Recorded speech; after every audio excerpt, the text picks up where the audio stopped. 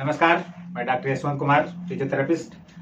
आज हम बात करेंगे स्वास्थ्य क्या होता है, बीमारी क्या होती है, इसको होने वाले कारण क्या हैं और इसमें फिजियोथेरेपी का क्या रोल है।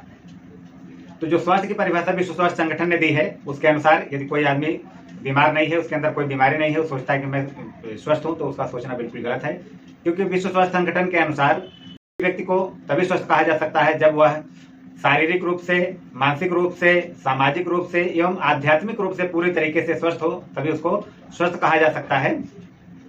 तो जो बीमारियां होने के मुख्य कारण होते हैं या बीमारियां पैदा करने वाले मुख्य फैक्टर हैं, उनको हम लोग देख लेते हैं कि एक तो किसी न किसी इन्फेक्शन के द्वारा हमारे अंदर बीमारी हो जाती है। इन्फेक्शन का मतलब यह है कि हमारे शरीर के अंदर बाहर से किसी न किसी वायरस का या बैक्टीरिया का या किसी और पैरासाइट का प्रवेश करना, जो हमारे लिए बीमारी का कारण बनता है। दूसरा कारण है आनुवंशिक कारण, जो हमारे माता पिता के अंदर कुछ बीमारियां हैं, वो हमारे अंदर यानी कि माता पिता के द्वारा यानी कि जेनेटिक डिसऑर्डर जो कहते हैं, उसके द्वारा जो है हमारे अंदर आ जाती हैं। तीसरा आज के जीवन में सबसे बड़ा जो कारण बन गया है हमारे जिंदगी में, डेथ का सबसे बड़ा कारण है जीवन शैली से जुड़ा हुआ रोग। अब जो बीमारी है उसकी परिभाषा हम लोग देख लेते हैं कि बीमारी किस चीज को कहा जाता है। तो यदि किसी भी कोशिका, ऊतक या किसी अंग की संरचना या उसके कार्यविधि में कोई बदलाव हो रहा है, जिसकी वजह से परेशानी हो रही है या और उसमें एक कुछ विशेष लक्षण नजर आ रहे हैं, तो उसको हम बीमारी कहते हैं। बीमारियों को हम लोग दो तरीके से मुख्यतः बांट सकते हैं। एक तो जन्मजात बीमारियां, जो कंजेनाइटल डिजीज कहते हैं, जिसके अंतर्गत जैसे सेरेब्रल पॉलिसी की समस्या है कि बच्चा पैदा होता है तो उस समय अगर रोया नहीं तो ऑक्सीजन की सप्लाई सही नहीं हो पाती, जिससे ब्रेन के टिश्यूज जो है डैमेज होने लगते हैं। दूसरा हमारा डाउन सिंड्रोम की समस्या है, जो जीन की गड़बड़ी से हो जाता है। ऑटिज्म की समस्या जैसे हम लोग देख सकते हैं, जिसमें बच्चा सामान्य बच्चों की तरह समाज से मेल जोल नहीं रखता है, वो अपने आप में कहीं ना कहीं लीन रहता है। तो ये सब बहुत सारी तरीके की बीमारियां हैं जो जन्मजात बीमारियों के अंतर्गत आती हैं। और जन्म के बाद बहुत सारी बीमारियां हो जाती हैं, जिनको हम एक्वायर्ड डिजीज के नाम से भी जानते हैं मेडिकल साइंस में, जो बैक्टीरिया के द्वारा, वायरस के द्वारा या अन्य जीवन शैली के खराब जीवन शैली की वजह से हमारे शरीर में होती हैं। बीमारी होने के जो मुख्य कारण हैं जिनके द्वारा बीमारियां फैलती हैं, उसको कई भागों में बांटा जा सकता है। जैसे हमारा एक फिजिकल एजेंट या भौतिक कारक कह सकते हैं, जिसके अंतर्गत तापमान अगर ज्यादा हो जाए या कम हो जाए तब भी हम बीमार हो जाएंगे।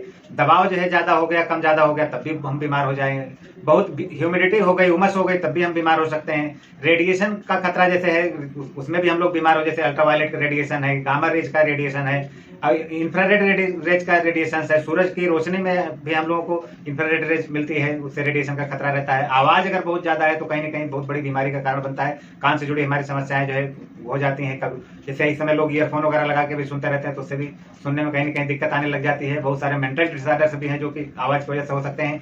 दूसरा हमारा जो है कारण हो सकता है केमिकल फैक्टर या रासायनिक कारक। जैसे हमारे शरीर में केमिकल्स का बढ़ जाना या घट जाना, जैसे मान लीजिए कि हमारे शरीर में एंजाइम का लेवल जो है बहुत बढ़ जाए या बहुत घट जाए तो कहीं ना कहीं हमें बीमारी हो जाएगी। हमारे शरीर में हार्मोन्स का लेवल बढ़ जाए, जैसे ग्रोथ हार्मोन है बहुत ज्यादा मात्रा में हो गया तो कहीं ना कहीं हमें समस्या हो जाएगी। जैंटिज्म की जो बहुत लंबे लोग हो जाते हैं, या ग्रोथ हार्मोन कम हो रहा है तो लोग छोटे हो जा रहे हैं, उसकी समस्या। थायराइड हार्मोन बढ़ जा रहा है या घट जा रहा है तो उसकी वजह से हमारी समस्या हो जाती है। यानी कि ये सारे हमारे केमिकल एजेंट हो सकते हैं। बहुत सारे पोल्यूटेंट्स होते हैं, जैसे धूल हो गई, धुआं हो गया, ये भी हमारे लिए बीमारी का कारण बनते हैं।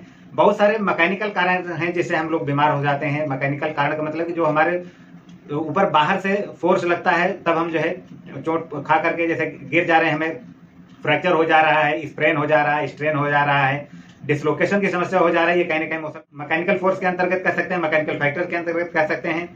बहुत सारी बीमारियां हम लोगों के अंदर पोषण से संबंधित है कि किसी को खाना कम मिल रहा है, किसी को खाना ज्यादा मिल रहा है, कि जितना काम कर रहा है उसके अनुसार, यानी कि न्यूट्रिशनल इम्बैलेंस है, जिसके द्वारा हमारे पास जो है हम लोगों के पास बीमारियां हो जाती हैं। जैसे प्रोटीन का लेवल बढ़ जाना या घट जाना, फैट का लेवल बढ़ जाना, घट जाना, कार्बोहाइड्रेट, विटामिन आदि सबका लेवल घट जाएगा या बढ़ जाएगा तब भी हम लोग बीमार हो सकते हैं। अब हम लोग बात कर लेते हैं कि बीमारियां जो है फैलती कैसे हैं। तो बीमारियां फैलने का एक तो डायरेक्ट ट्रांसमिशन हम देख सकते हैं कि बीमारियां डायरेक्ट जो है फैल जाती हैं, कि हम कोई किसी बीमार व्यक्ति के संपर्क में आ रहे हैं तो वो बीमारियां फैल जा रही हैं। दूसरा, हमारे सामने कोई आदमी खांस रहा है, छींक रहा है, उसके ड्रॉपलेट्स जो है हमारे संपर्क में आ रहे हैं तो उसमें जो बैक्टीरिया वायरस है वो कहीं ना कहीं हमें बीमार कर रहा है।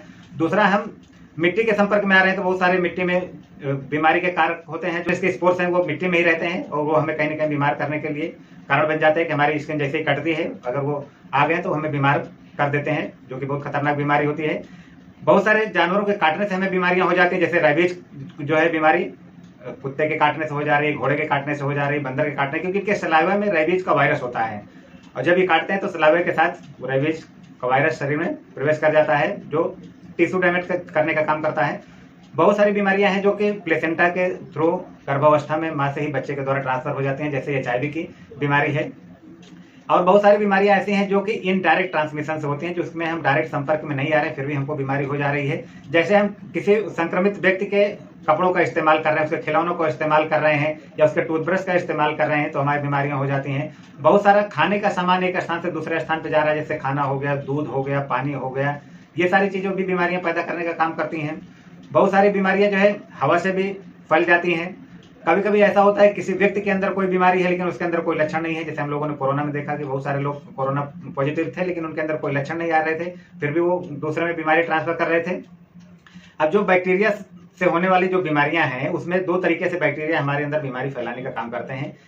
ये क्या करते हैं, एक तो टिश्यू को डैमेज करने का काम करते हैं, जैसे रेबीज का वायरस हो गया जो हमारे ब्रेन टिश्यू को डैमेज करता है। दूसरा जो TB का बैक्टीरिया है वो हमारे लंग्स की एल्वियोलाई को डैमेज करता है, जहाँ पे ऑक्सीजन का लेन देन होता है। तीसरा, ये बैक्टीरिया जहर फैलाने का काम करते हैं जिससे हमारे शरीर को नुकसान होता है या कोशिकाओं को नुकसान होता है।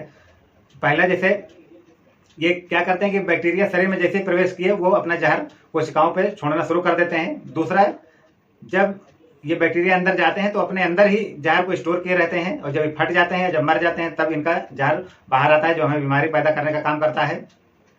तो अब ये सारी चीज़ों को हमने जान लिया, तो अब इसमें फिजियोथेरेपी का क्या रोल है, कहाँ पर हमें फिजियोथेरेपी की जरूरत है, कहाँ पे हमें दवाइयों की जरूरत है, जिसके बारे में हम लोग बात कर लेते हैं। तो जैसे जितनी भी इन्फेक्शस डिजीज हैं जो कहीं ना कहीं किसी इन्फेक्शन के कारण हो रही हैं, उसके लिए तो हमें कहीं ना कहीं दवाइयों को लेने की जरूरत है, जो किसी फिजिशियन से हम दवा ले सकते हैं। उसके अलावा अगर बहुत ज़्यादा हमें इन्फेक्शन है, हम ज़्यादा कंप्लीट बिस्तर पे पड़े हुए हैं, हम हाथ पैर अपने चलाने में असमर्थ हैं, तो उसमें कहीं ना कहीं फिजियोथेरेपिस्ट का बहुत रोल है। क्योंकि अगर आदमी एक ही पोजीशन में लेटा हुआ है तो लेटे लेटे कहीं ना कहीं उसको बेडसोर वगैरह के भी होने की संभावनाएं हो जाती हैं। और जो प्रभावित अंग है वो तो प्रभावित ही है, जो अंग नहीं प्रयोग में आ रहे हैं धीरे धीरे उसमें भी कमजोरी आने लग जाती है। तो वो सारी चीज़ों को ठीक रखने के लिए कहीं ना कहीं हमें फिजियोथेरेपिस्ट की सलाह की जरूरत होती है। दूसरा, जो आनुवांशिक विकार हैं जैसे सेरेब्रल पाल्सी की समस्या हो गई है, हमारे जो देख रहे हैं कि जन्म से जो बीमारियां हो रही हैं उसमें फिजियोथेरेपी के द्वारा बहुत हद तक हम उसको ठीक कर सकते हैं। तीसरा, जो सबसे बड़ा आज कारण बना हुआ है लाइफ स्टाइल डिजीज का, इसके लिए कहीं ना कहीं हम पूरा तरीके से जिम्मेदार हैं कि हम अपने शरीर का स्वास्थ्य का ध्यान नहीं रख रहे हैं, हम अपने शरीर के लिए टाइम नहीं निकाल रहे हैं, इसलिए हमें हार्ट की समस्या हो जा रही है, डायबिटीज की समस्या हो रही है, थायराइड की समस्या हो रही है। यदि इन सारी बीमारियों के लिए हम लोग रोकथाम करने का काम करते हैं तो हम पूरे तरीके से ठीक हो सकते हैं और स्वस्थ रह सकते हैं। और यह कोई जरूरी नहीं है कि बीमार व्यक्ति फिजियोथेरेपिस्ट के संपर्क में जाए और फिजियोथेरेपी कराए या एक्सरसाइज करे, या बहुत जरूरी है कि बीमार होने से पहले ही हम अपना इलाज करें और हम बीमार हो ही ना। जैसे कहा जाता है ना कि prevention is better than cure. तो जिसमें जितनी भी बातें हम लोगों ने अभी की, अगर इसमें हम कारण को ही हटाने का काम करें, कारण ना होने दें, तो हम कहीं ना कहीं स्वास्थ्य बीमारियां हैं उसमें क्या क्या फिजियोथेरेपी का रोल है। अगर आपको ये लगता है कि ये जानकारी कहीं ना कहीं समाज के लिए अच्छी हो सकती है, लाभदायक हो सकती है, तो आप इसको और ज़्यादा से ज़्यादा लोगों को फैलाइए, वीडियो को लाइक करिए, शेयर करिए। आप किसी विषय में जानकारी चाहते हैं, किसी बीमारी पे जानकारी चाहते हैं कि इसमें क्या हो सकता है, तो उसके लिए आप हमको कमेंट कर सकते हैं। यूट्यूब में कमेंट बॉक्स दिया हुआ है, हम कोशिश करेंगे कि उस पर आपको वीडियोज बना के दें। धन्यवाद।